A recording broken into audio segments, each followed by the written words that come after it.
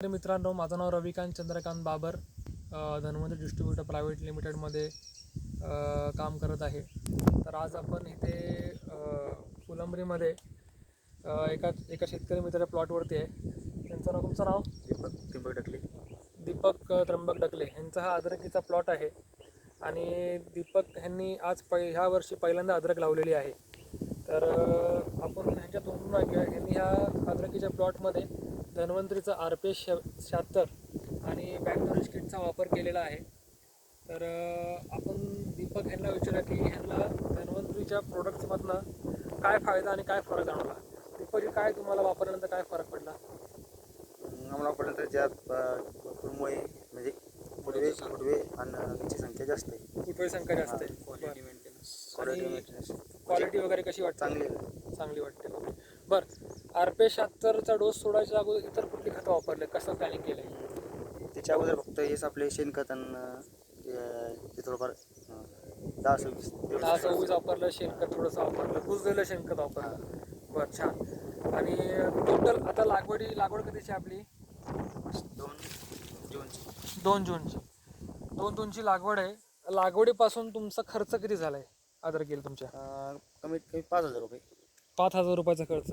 मित्रांनो बघा, 5,000 रुपयाचा खर्च फक्त ह्या प्लॉटला, अखंड प्लॉटला. प्लॉट बघा कसा आलेला आहे.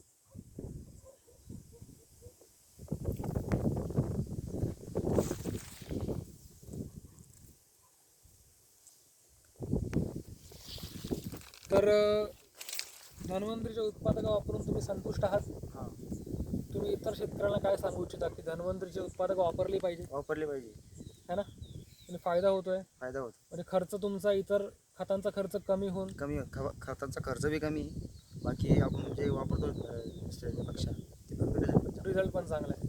ओके, धन्यवाद. तर मित्रांनो, बघितलं, धन्वंतरीचे उत्पादक वापरून शेतीचा खर्च कमी आला आहे आणि रिझल्ट्सही चांगले आले आहेत. तुम्ही ऐकलं की 2 जूनची लागवड आहे, आतापर्यंत फक्त 5,000 रुपयाचा खर्च केलेला आहे, फक्त 5,000 रुपयाचा. आणि आताचा प्लॉट बघा कसा आहे, एवढा सुंदर प्लॉट आहे. आणि